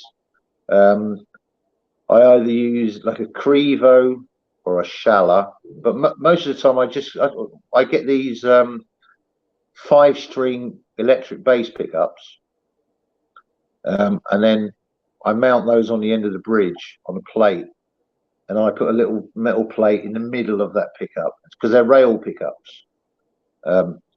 Obviously, because they're flat, because basically a 5-string P bass pickup is wide enough to go underneath all the strings of a double bass, but then you have to adjust it, put another bit of metal in the middle so it's equidistant to the strings. So I'm always playing around with making pickups, but yeah, I use mag pickups because, to be honest, with the Polecats, it's like, I mean, John Buck's definitely the loudest drummer I've ever played with. He's really loud. Bozzy's really loud, and Tim's really loud when he plays. So, you know, you could never hear anything unless you're really loud. So I do that, and I experimented for a while, like using I've always got I've always got a piezo on there as well, just in case. And sometimes I use the two and blend them in. Oh, okay. So do you use two different amps or two channels on one amp, or how do you blend them in? So I use for ages. I used the K and K, the splitter thing, the K and K double preamp. I've just recently I got what's the other one that everyone else uses? The Shadow. Uh-huh. Yeah, which is a similar thing. But yeah, I instead of mixing the click and the bass end, I was mixing in, the magnetic with a bit of piezo. So you were mixing up those two. Not I thought that you were mixing up the clicky with the. No, the clicky I've always run into a separate thing. Uh-huh. I've always done, because you've got the thing is, especially with the volume problems what we have on stage, I need to be able to directly control everything, because otherwise you just can't hear. So what I do now with the click, I still the same thing I used to do. I just run it into I've used for years. I've used an H&H 100-watt monitor amp, one of those dual concentrics. I have that raised and really loud, so hopefully I can hear myself. It's a struggle. Well, I know how that is. So now I get a little bit better idea of your setup. How about strings? What is the strings? I use on my acoustic basses. I use Presto lights, or Eurosonics, I think you call them over there, don't you, in America? Yes. The light ones, yeah, which I find are great, because you've got on one of my basses I've got mediums as well, which are quite a bit hard to slap, but pretty nice for really nice for sort of jazz. I think they're great because I have to use metal strings because magnetic pickups, and they're great obviously because they're wound and you don't slice your fingers in half with them. And I've used those probably for 10 years. Before that I used the what are the ones that I used? The black ones, the 400s. I can't remember the name of the what's you'll know the name of the brand. Was it the Rotor Sound? Sorry, what did you say? Before I used Rotor Sounds. Okay. When I was using before I was using mags, but I nowadays with the Polecats, I use in fact, well, most of all of my basses have got Prestos on now. And on what strings were you using when you recorded with the Polecats back in the early 80s? Do you know, I've got no idea. It was just basically whatever was on the thing at the time. So we're probably obviously in the 80s there wasn't that many cheap strings around, so I think they might well have been spiracles, I think. Oh, okay, so steel strings. Yeah, and I use spiracle solos on my electric upright basses, because I think they're by far the So you recorded your favorite slap bass sound with steel strings, but now you're using completely something different. Why didn't you stick with steels? I don't know. I just think because I don't play that style as much anymore, and I just don't think on the bass. You can imagine I've tried every different type of string, every different type of pickup, and every type of different backline and amp over the years, and I just think that the great thing about the Presto lights is that you can slap them, but you can hear them, you can play them, you can hear the E and the A like really loud and clear, as long as you're playing it properly. And they seem quite even, and I think they amplify really nicely. I should tell you that I use as far as amps and speakers, I use Green Boy Audio. I use a F15 F115, which is definitely the best speaker I've ever used by a mile. Oh, it's interesting. You're using a 15, huh?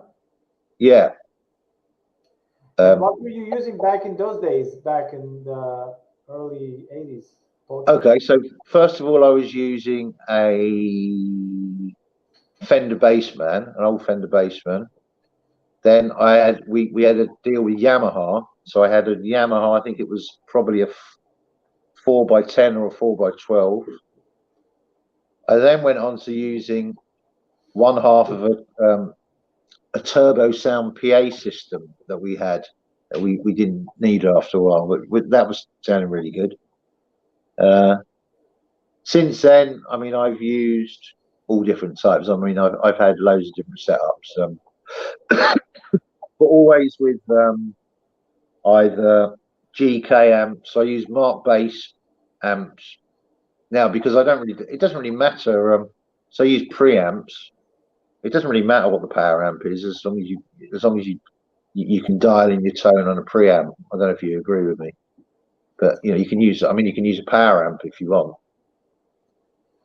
I'm kind of the worst guy like to talk gear. I like listening people talk about gear, but I'm not. I was never that focused on gear. Yeah. Maybe maybe it's not, but I currently use Orange 8x10. Yeah. I love it. I just tried lots of different amps, and this is the one that I'm kind of stuck with. And it's great. I've been touring with it all over the place. To be honest, because with a lot, especially with Polecat stuff, a lot of it's abroad. I stopped traveling with double bass probably in about 1981 because every time I've taken a double bass anyway, it's broken. Because even when I bought a seat for it once, someone kicked it. I had a fight on the plane with some bloke who walked past the bass and kicked the bass because it was sticking out. It's just.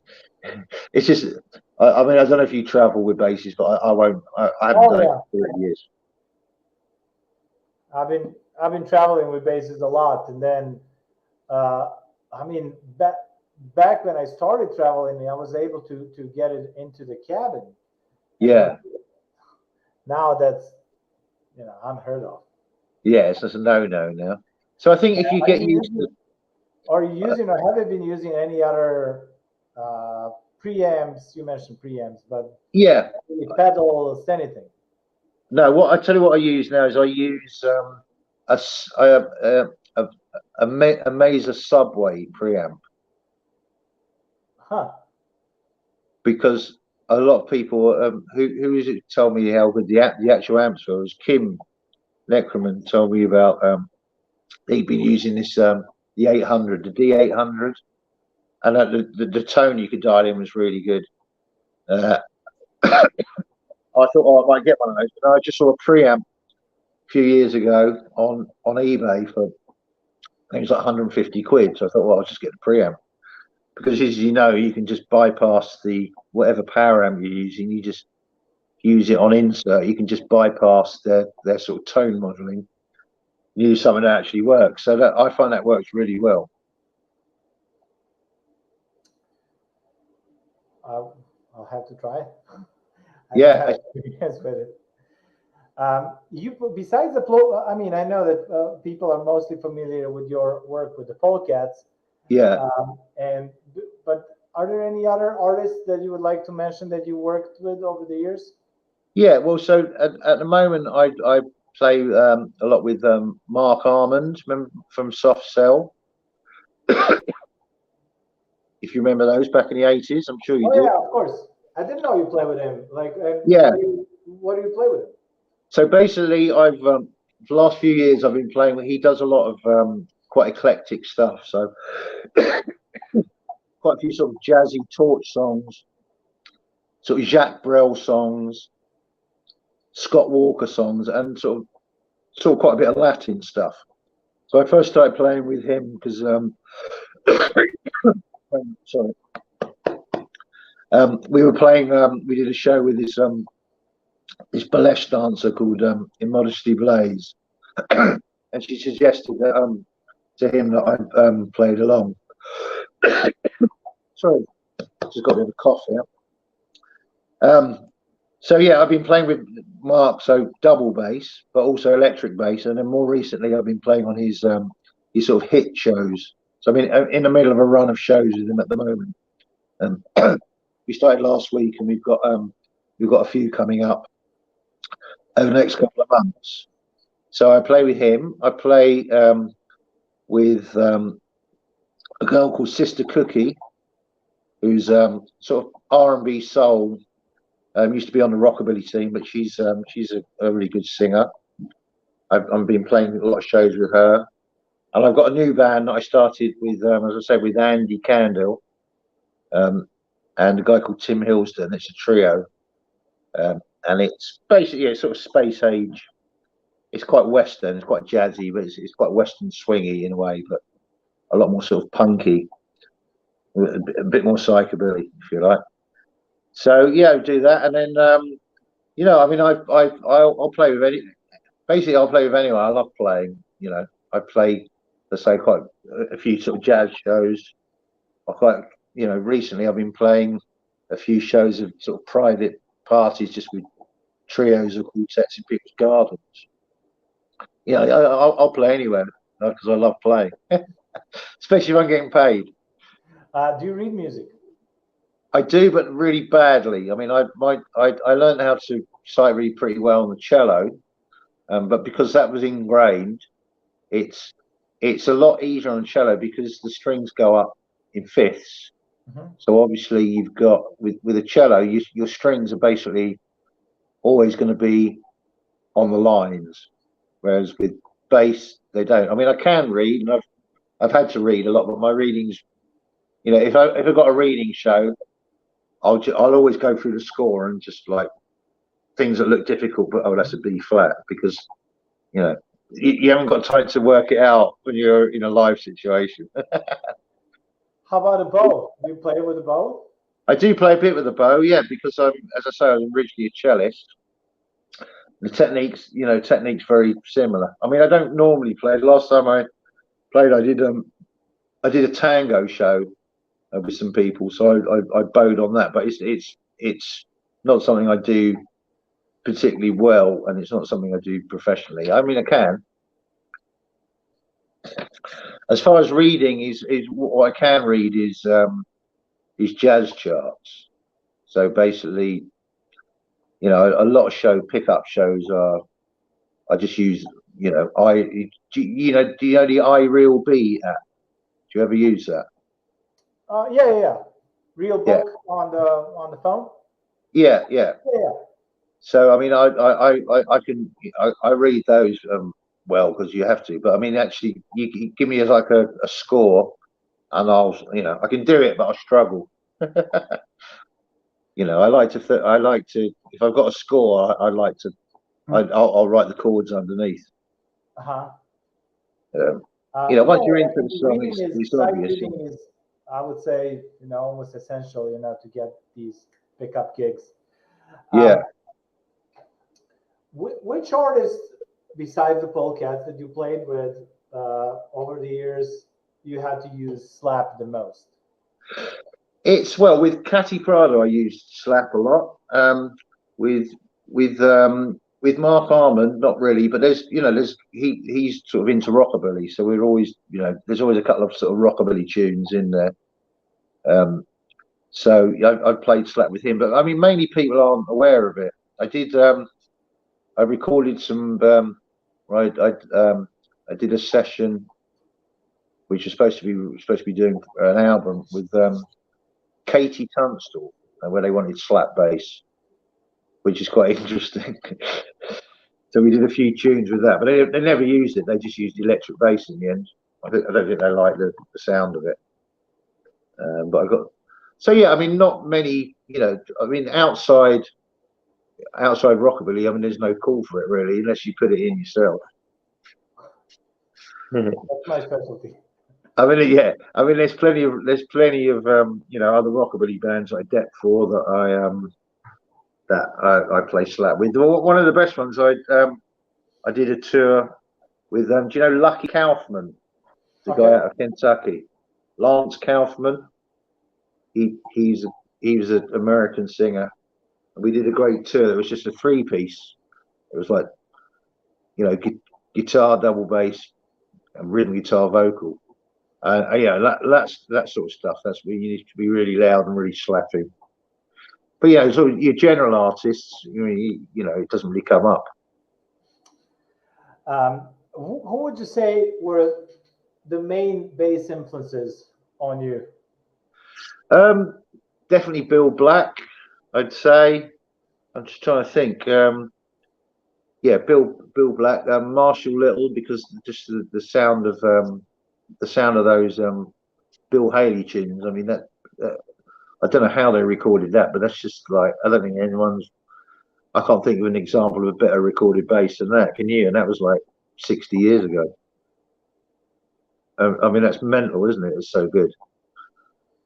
It's amazing. Yes, I interviewed Marshall Lytle actually kind of a year or two before he passed, and he answered on 50 questions that I had with him.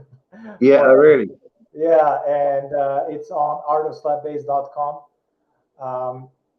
And yeah, it was amazing, you know, talking to him and then interviewing him. Well, I'll have to watch that to find out how they recorded that. Did he remember? Oh yeah. I mean, I asked him all that stuff. You know, I like to ask, especially the guys that were recording bass back then, how they did it, and lots of them do not recall the details, but you can figure out a little bit, including me. So yeah, so aside from that, like Willie Dixon, I mean, and all the jazz guys. I mean, I love like Ron Carter, and you know, Kachal, like you said, and the other people I mentioned. I mean, as far as that sort of style of double bass and double bass players, I think they're the guys, aren't they? I mean, there's hundreds of them, and then you know. And then a lot of the stuff that I love, I mean, I don't even know who played bass on it. But, you know, like Jitterbot Baby, for one. I don't know who played bass on Jitterbot Baby, but that's great, wasn't it? Yeah, I'm not really sure. Well, yeah, lots of like cool bass and slap bass sounds back in the day. Are there any slap bass players that you like nowadays? Do you follow that scene? Yeah, I mean, I think there's a few like really good ones. Yourself, I think brilliant. I think Kim's great. Steve Whitehouse, great bass player. I mean, there's you know, I think people who've actually taken up in the 80s they're like million times better than me now, as far as that genre is concerned. I mean, yeah, I mean, Johnny Bowler. Basically, I just like, you know, it's quite rare that you go and see a band and you see a bad bass player. I don't think they get. Yeah, I mean, there are some, obviously, but there's not that many, is there? But as far as the sort of guys who can really slap, I mean, that's, you know, I'd say that'd be yourself, Kim, Steve, I suppose. I mean, there's probably loads more I've forgotten. Who are your faves? You can't say yourself, obviously. Guys, you know, I like. I mean, everybody that I featured on the Slapstream. So yeah, 60 people so far, 57. Yeah, there's loads, isn't there? I mean, it's weird, isn't it? Because it just wasn't really a thing, was it, until the 80s? It's just like it was a lost art, wasn't it? And it certainly isn't now. Absolutely. I mean, it's interesting because in the 40s, I mean, in the 30s, 20s, and 30s, it was kind of jazz way of playing, and then you know, when Jimmy Blanton joined Duke Ellington's band, it kind of almost disappeared in jazz music, except like with few guys like Milt Hinton, and then recently Roland Garrian, and a few people like that. And then in jazz, it came back in a traditional jazz scene. But then, so we were in the 40s. In the 40s, it was big in jump blues and in blues in general. It's like with Willie Dixon, and then in the 50s as well with Willie Dixon and all those guys from Chess. and then obviously with James Kirkland, Bill Black, and all of these people in Yeah. the 50s, and then in 60s almost kind of died except really, I don't know, like, I mean, really few guys, you know, like a country people, Joe Zinka and Bob Moore, they played it. Yeah. But not really that many people. In the 70s was still kind of dead. And then you guys kind of brought it back and it became cool. In the 70s, actually, it was a lot in Romanian, Romani music. And then especially in the 80s. And then, I mean, it's always present somewhere. Yeah. It kind of really goes in waves. But one thing I think I don't understand, those deep waves are really deep, kind of like almost gone. I mean, I think a lot of it is to do with it. It's actually double bass sort of really disappeared after '96 commercially, really. Apart but it from was present in jazz, and then still and in country, and then those people did not want to use slap at all. Yeah. It's weird, isn't it? It is weird, but I mean, bad word. Some of the best bass players I've seen are sort of like guys walking around. I mean, I went to Cuba once, and nice. I've never. This is about 10 years ago. I've never seen so many people walking around the streets with double basses. No one had a bass cover. Huh. They're just holding basses like that, and all of them are just amazing. And some of those slap as well, but along with that sort of Latin style. And then we used to have in London. You used to get sort of guys like little sort of wandering around playing sort of folk music, as you say, Romanian, Hungarians, and some of those guys bass playing. It's just like fuck. It's just amazing. I could never play like that. It really is. So I think you're right. It's always been there. Yeah, I mean, like with the Slapstream in Art of Slap Bass, I'm kind of trying to convince people that slap bass is an essential way of playing upright bass, and that it's one of regular techniques like arco and pizzicato, and then hopefully one day people are going to realize that should be just one of the ways that you play upright bass, and then I don't think you're kind of like a complete upright bass player if you don't play pizzicato, for example. You just play or you just play with the bow and you don't want to play pizzicato. It's kind of like maybe it's because there's no one's come up with the Italian actual word for slapping, like pizzi. What slapping is in it? I mean, when they use it in classical world, in classical music, they call it Bartók pizzicato because of Hungarian composer Béla Bartók, who I know Béla Bartók, who wrote the piece. I think it's fourth string quartet, third movement, if I'm not wrong. And that one came out in 1928, I believe, and it features slap, violin, viola, and cello. Yeah. And it's but it's weird because if you look on sort of string programs like Spitfire chamber strings, they've got that, but it's they call it Bartók pits. Oh yeah.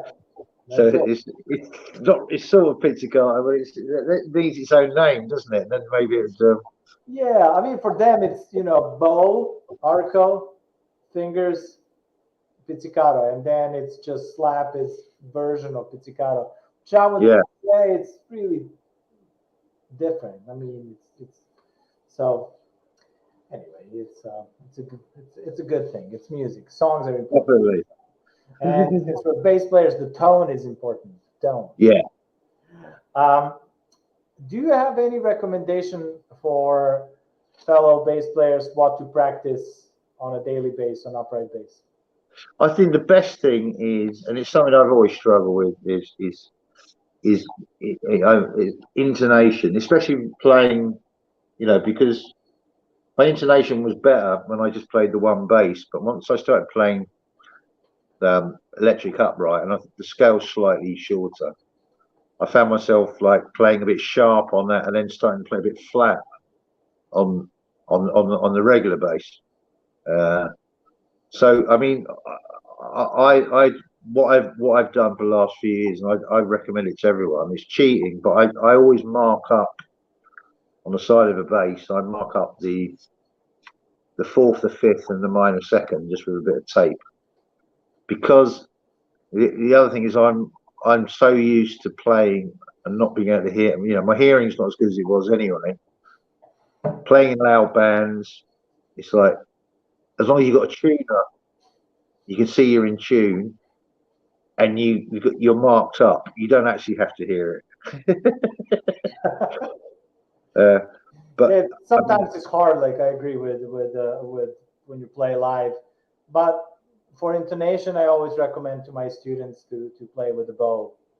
That always, that's something that's very I mean that's without doubt, because you can actually hear the note, can't you? But it's all very well doing that. But I think just I mean I always, you know, I never used to because I thought it was cheating, but I always mark up at least a couple of things, so just in case. It's weird, but I mean, I think as Ron Carter, somebody asked him once in a lecture, what yourself? So what riffs do you play to you know, to practice? And so he goes, all I do is play scales. And it's, you know, that's, you know, obviously for slapping, it's just something that, I mean, you know, I think you can really get out of the habit of doing it unless you do it a lot. You can probably hear by my my poor playing earlier. It's not something I've it's not something I do. Really important. I mean, especially with the guys that like you that come up in the late 70s and 80s. I think it was more about the band. And the sound that slap was essential part of the band, and not necessarily develop it separately outside of the band. More like a function, which I think is the essential function for any bass player, is to be part of All right, I have one more question that I wanted to ask you, and before I do that, I pretty much covered everything I wanted. Is there anything you wanted to mention? Is there anything that I might have missed? No, I think you've been pretty thorough, to be honest. I think very thorough. I mean, I'll probably think of something in an hour and message you it. But yeah, I think we've probably, you know, we've covered we covered most of it, and I've absolutely. There's stuff I'd quite like to play, but that I'm doing with other people. But I should probably send you for some links so they can discover that themselves at a later date. We can do that later. But yeah, I think we covered everything. All right. So my last question that I always like to ask my my guests, especially the ones with long careers like yours, where do you find inspiration? How do you still get inspired and to do basically the same thing? How do you what inspires you to still do what you do? It's basically, I mean, for me, it's the easiest thing in the world. It's just like, you know, just like you hear a record that you love, or you hear a record you never heard, and you're just immediately like completely engrossed in it, and you can't wait to play it. So it's for me anyway. It's never been a question of, oh, how do I motivate myself? It's like, it's more a question of how can I stop playing for a bit and go and do something useful, go shopping. It's, you know, it's just music. It's just listening to. I think for me, it's just listening to like different genres of music. You know, I mean, I listen to a lot of classical and sort of romantic Russian music, because you just hear all these. You think, oh, what's he doing there? What chords he doing, and what's that extension? And different rhythms. You know, as I say, listen to a lot of different sort of types of Latin stuff, because it's just the rhythms are different, and it's it's about incorporating that sort of stuff, the stuff that you like, into your playing, I think. But it never gets boring if the tunes are good, does it? Absolutely. I mean, music is essential, and I hope that people are going to realize that even more after this whole. Well, I think the musicians do, but it's just everyone else now. Yes. All right, Phil, thanks so much for being a part of the Slapstream series. And thanks very much for having me. I've thoroughly enjoyed it. And let's stay in touch. Yes, definitely. And I Lovely. can't wait to see you play live again. And I'm sure our paths gonna cross again. Definitely. But if you're anything like me, it's unless it's a festival, you never meet other bass players. It's like you never meet your depths, do you? Because if you could be there, you'd be doing the show, or they'd be doing the show. Yes, But I'm sure we will. I'm sure. All right, Great. thanks so much. All the best, and hopefully Thank you so much, start Djordje. playing soon. Cheers. Cheers. Bye. All right, that was 57th episode of the Slapstream with Djordje live from Slapsville. That was PHIL POLECAT. Hope you guys enjoyed it. I would like to remind you that I still have these shirts for sale. The link below. I'm doing like a little bit different now. It's more. Check it out. They're available for a few days, and then it's a little different process than before. So make sure to click the link under the video and check it out. And if you'd like to support the channel, check out Patreon, Venmo, and PayPal. And don't forget, never fret, slide it in smooth, and keep it in the groove. I'm Djordje, and I'll see you next Saturday.